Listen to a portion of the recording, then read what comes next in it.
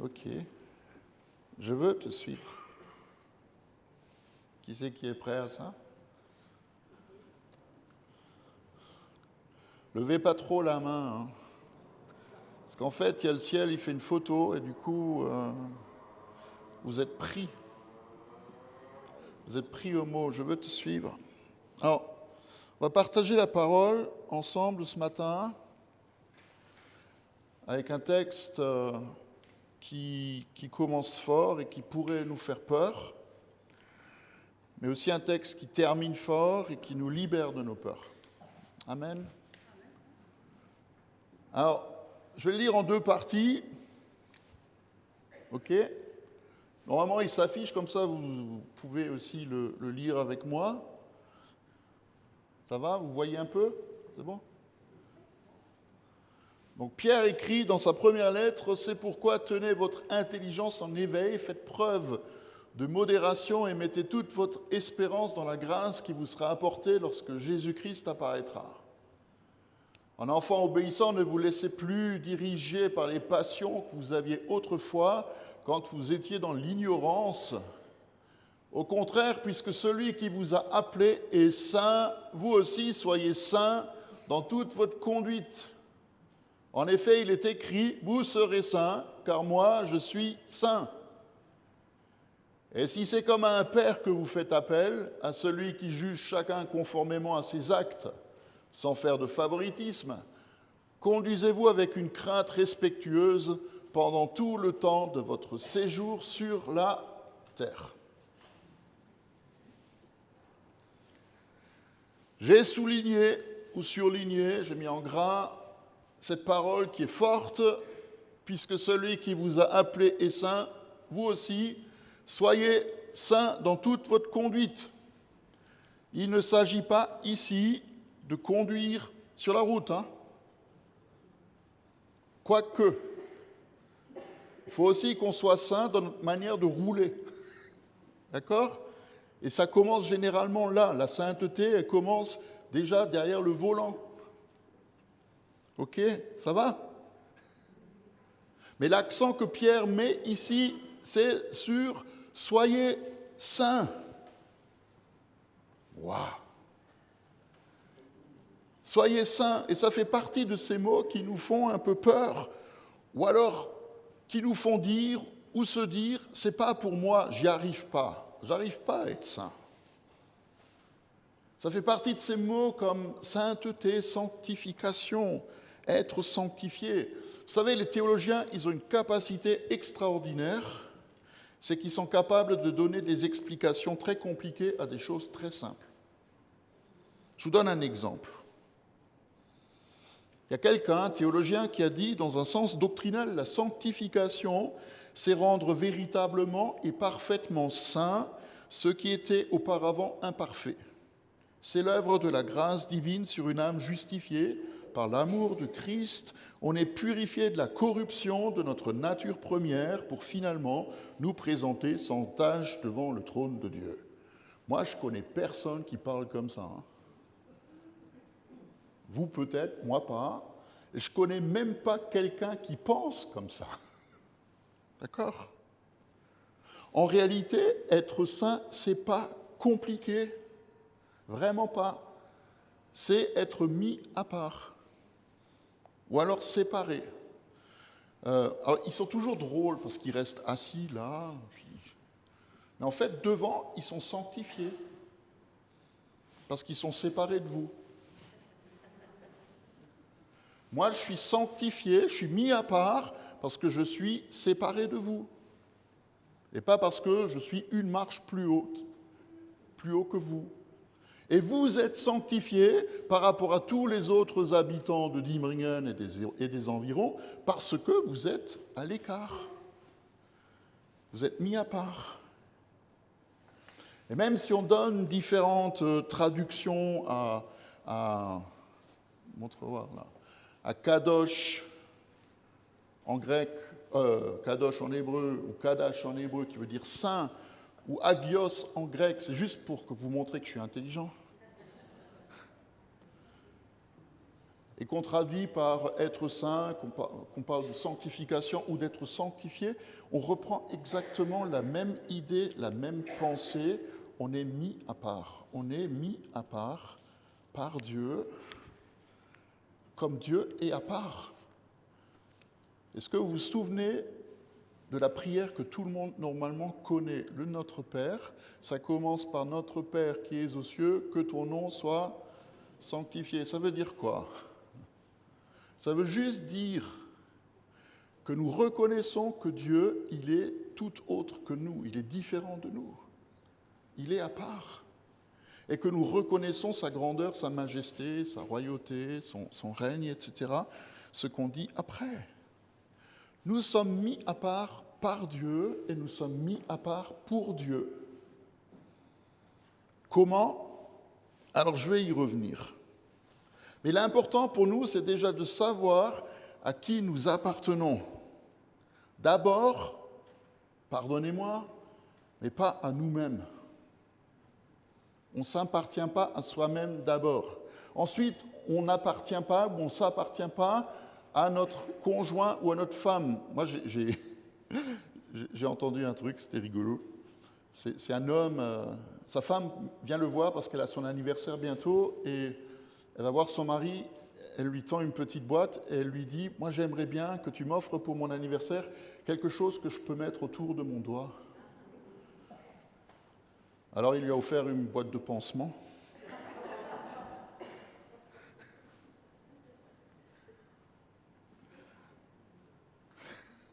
Bon, bref. On ne s'appartient pas à soi-même, on n'appartient pas à son conjoint d'abord, à ses enfants, à sa famille, ni même à une communauté en tout premier. Nous appartenons à Dieu. Et en Israël, il y avait un personnage très intéressant qui s'appelait le grand prêtre, et il était habillé différemment de tous les autres, même que les autres prêtres. Il avait quelque chose de particulier, et cet homme, tous les jours, pendant des heures, il se consacrait à Dieu, il se mettait à part pour l'Éternel, puis se présentait devant les autres. Et quand on le regardait, quand on voyait son visage, on savait à qui il appartenait. Vous savez pourquoi? Parce que sur sa coiffe qu'il portait, il y avait une plaque en or où était gravée « Sainteté à l'Éternel ». Partout où il allait, il y avait cette inscription sur son front. Dieu est saint. Il était comme un panneau d'affichage ambulant. C'est ce qui est là-bas sur la bannière, sur la gauche. Partout où il allait, on voyait qu'il était mis à part par ce Dieu qui était lui-même à part, qui était saint. Et vous savez, on peut faire pareil. D'ailleurs, parfois on le fait, on porte des t-shirts à la gloire de Jésus, ou alors des bracelets avec que ferait Jésus à ma place. Quand j'étais étudiant, avec ma Talbot Horizon, j'avais un pare-soleil devant et un derrière. Devant, il y avait marqué « Jésus t'aime ». Vous vous souvenez de ces trucs-là, Et derrière, il y avait marqué « Allez Racing ». Bon, ça n'a rien à voir. On fait ce qu'on peut, c'est clair, quoi. Il y a des gens qui mettent des poissons sur leur voiture. C'est juste pour montrer à qui on appartient. Mais Jésus dit qu'il y a un meilleur moyen encore de montrer à qui nous appartenons. C'est ce qu'il dit en Matthieu 5. Il dit que votre lumière brille devant les hommes afin qu'ils voient votre belle manière d'agir et qu'ainsi ils célèbrent la gloire de votre Père céleste. Quand on fait des œuvres bonnes, c'est pour montrer à qui nous appartenons et c'est pour que Dieu soit glorifié. Ce n'est pas pour se mettre en avant, mais c'est pour lui le mettre en avant. Il y a des gens qui disent « Oui, mais ça, si on montre trop, c'est comme une auréole au-dessus de la tête, ou autour de la tête. Si on montre trop, on devient orgueilleux. » Moi, j'ai envie de vous dire, commencez déjà à être de meilleures personnes et après, on en reparlera. D'accord? Le Seigneur, il s'occupe de notre orgueil. Il ne faut pas qu'on s'inquiète de ça. Puis un autre verset qui dit dans Hébreux, au chapitre 12, qui dit « Recherchez la paix avec tous et progressez dans la sainteté. Sans elle, personne ne verra le Seigneur. » Ça fait peur. Hein? Ça veut dire que si nous ne sommes pas saints, nous n'irons pas au ciel. Point d'interrogation. En fait, l'idée, c'est un peu ça. Hein? Si on n'est pas saint, on n'ira pas au ciel. Et donc, il y a beaucoup de gens qui en arrivent à la conclusion, soit qu'ils n'y arriveront pas, soit que ça demande quand même beaucoup d'efforts. Hein?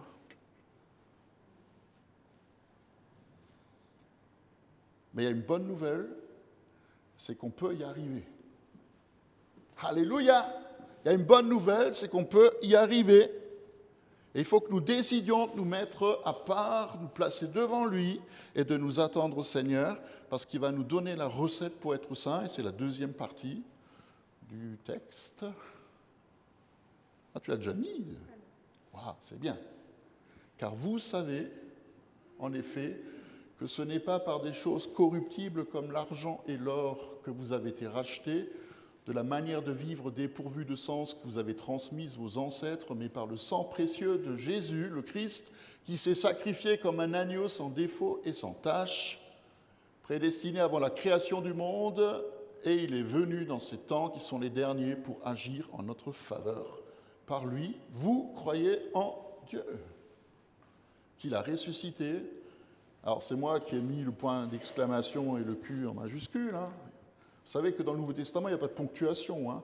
Mais c'est « Vous croyez en Dieu, qu'il a ressuscité et lui a donné la gloire, de sorte que votre foi et votre espérance reposent sur Dieu. » Il y a des chants que nous prenons parfois qui ont du sens par rapport à cette deuxième partie du texte de Pierre. Par exemple, « Ton sang parle beaucoup mieux que tous les vains discours. » Ou alors, pour être plus classique, « Tel que je suis, sans rien à moi, sinon ton sang versé pour moi. » Le sang de Jésus, c'est le prix payé pour que nous soyons saints. Alors, il y a une image, je ne sais pas si vous vous souvenez de ça, hein.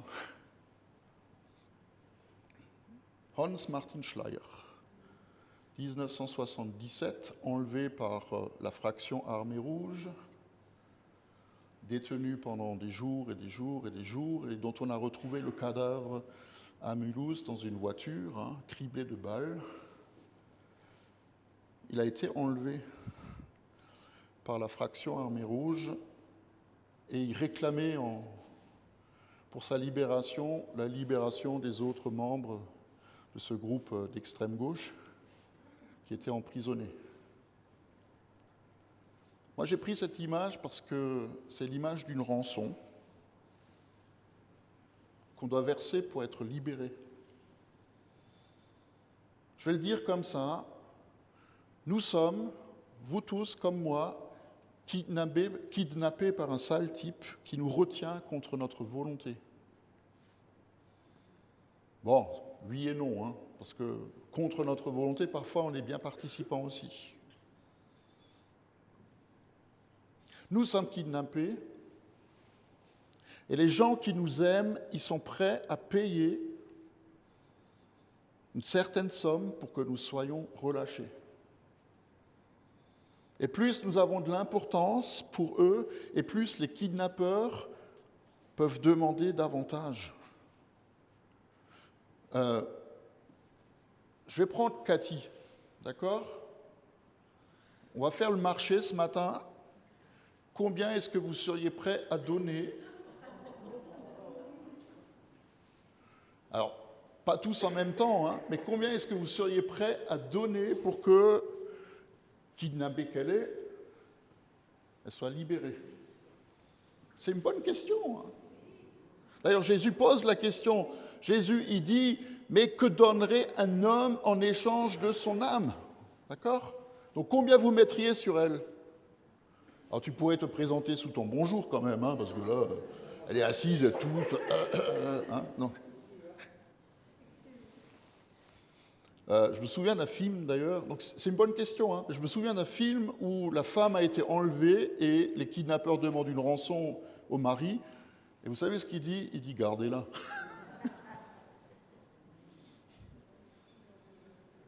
Mais Jésus est devenu notre rançon. C'est ce que dit le texte, hein, qu'on a lu tout à l'heure. Il est devenu notre rançon. La semaine dernière, j'ai cité Jean 3,16 et j'ai mis l'accent sur Dieu a tellement aimé afin que quiconque croit en lui périsse pas, mais qu'il ait la vie éternelle.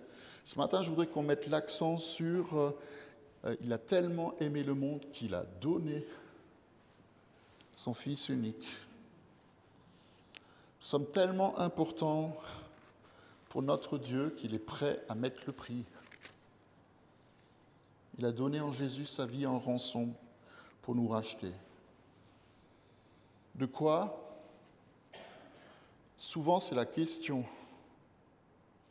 Et il y a ce verset, une partie du verset qui dit de notre manière de vivre dépourvue de sens.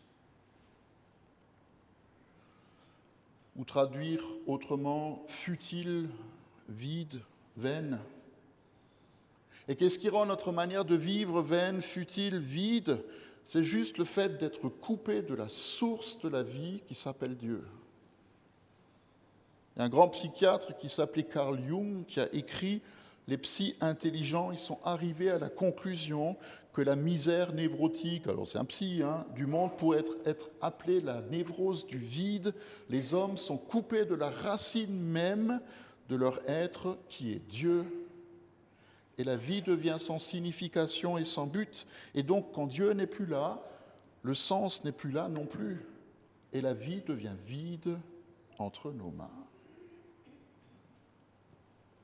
Ce que Jung, il écrit, la Bible le dit souvent.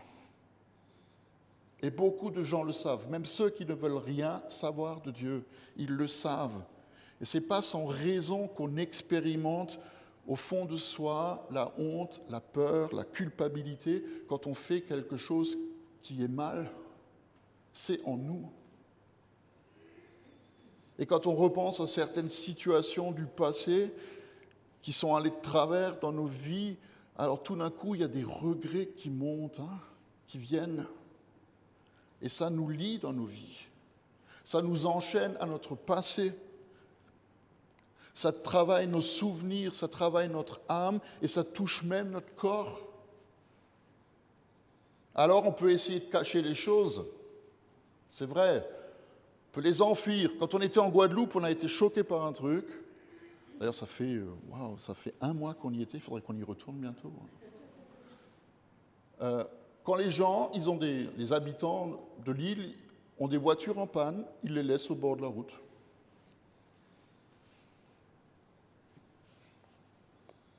Et on voit sur les routes de Guadeloupe des carcasses de voitures partout. Parce que les gens n'ont pas forcément les moyens de réparer leur voiture, alors ils les laissent au bord de la route. Et c'est pas parce que tu laisses quelque chose au bord de la route, ou qu'on dit loin des yeux, loin du cœur, hein, que les choses ne sont pas là, ou ne sont plus là. On peut faire comme Adam. T'as beau mettre un cache-misère sur ton cœur, même un grand, il y a toujours quelque chose qui dépasse. Moi, il y a cette image. Vous voyez ce que c'est? C'est une éclipse. Hein. En fait, une éclipse, elle n'enlève jamais la lumière. Il y a toujours quelque chose qui dépasse. Et on pourrait inverser l'éclipse, hein, mettre quelque chose de blanc sur la noirceur de notre vie ou la grisaille de notre vie. Il y a toujours un morceau qui va dépasser.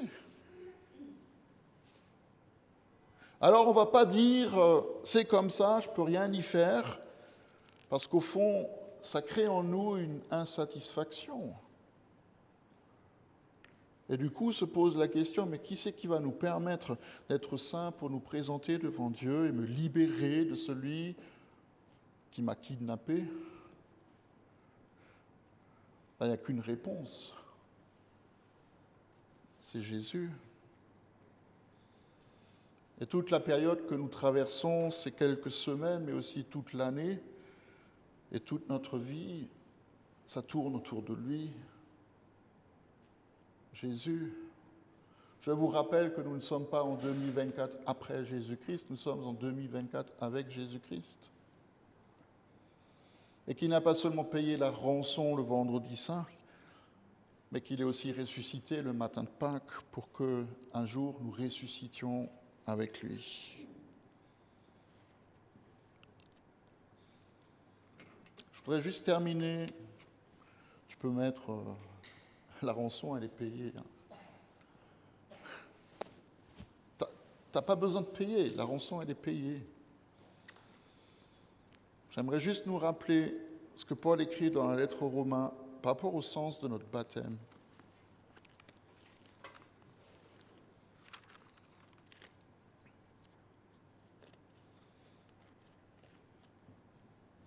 Chapitre 6, nous qui sommes morts pour le péché, comment est-ce qu'on pourrait encore vivre dans le péché ? Ignorez-vous que nous tous qui avons été baptisés en Christ, c'est en sa mort que nous avons été baptisés. Par le baptême en sa mort, nous avons donc été enterrés avec lui, afin que comme Christ est ressuscité par la gloire du Père, nous aussi, nous menions une vie nouvelle, une vie sainte. Et en effet, si nous avons été unis à lui par une mort semblable à la sienne, nous le serons aussi par une résurrection semblable à la sienne. Vous voulez être saint ? C'est facile. Regardez à Jésus. Laissez-le faire. Laissez-le agir dans votre vie. Je voudrais juste qu'on prie ensemble. On te dit merci Seigneur parce que tu viens nous libérer, nous délivrer, nous racheter, nous donner cette vie nouvelle. Quelque chose que nous ne pouvons pas faire par nous-mêmes et que toi tu as accompli pour nous. Pour que nous devenions semblables à toi. Non pas séparés dans le sens où on se coupe du monde, mais séparés pour toi et te ressembler pour que nous soyons dans ce monde tel que tu es toi. Et nous voulons, Seigneur, ce matin encore te donner l'occasion de venir toucher nos vies. Te demander que tu viennes et que tu étends ta main sur tous ceux qui portent le poids de leur passé, de leur douleur, les mauvais souvenirs, les regrets qu'ils peuvent avoir, ce qu'eux-mêmes considèrent comme une tâche qui empêche leur bonheur, leur liberté, leur sainteté. Et que tu viennes nous libérer de ce poids-là. Que tu coupes les chaînes qui nous entravent. Et que tu nous donnes d'entrer dans cette vie nouvelle de résurrection.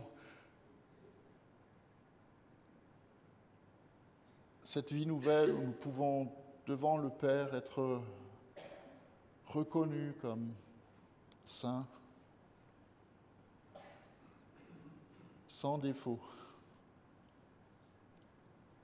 Juste couvert parce que tu as accompli pour nous. Et si l'un ou l'autre d'entre nous veut simplement signifier le fait de remettre sa vie entre les mains du Seigneur, je voudrais juste vous inviter à poser votre main sur votre cœur.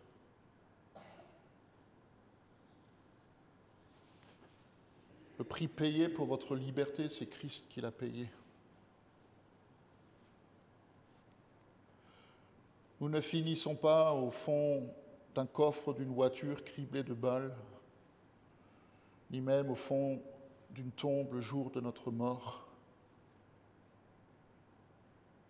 Mais Christ nous a rachetés et libérés.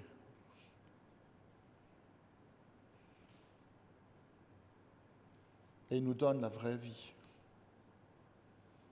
Pas une vie dépourvue de sens, mais la vraie vie.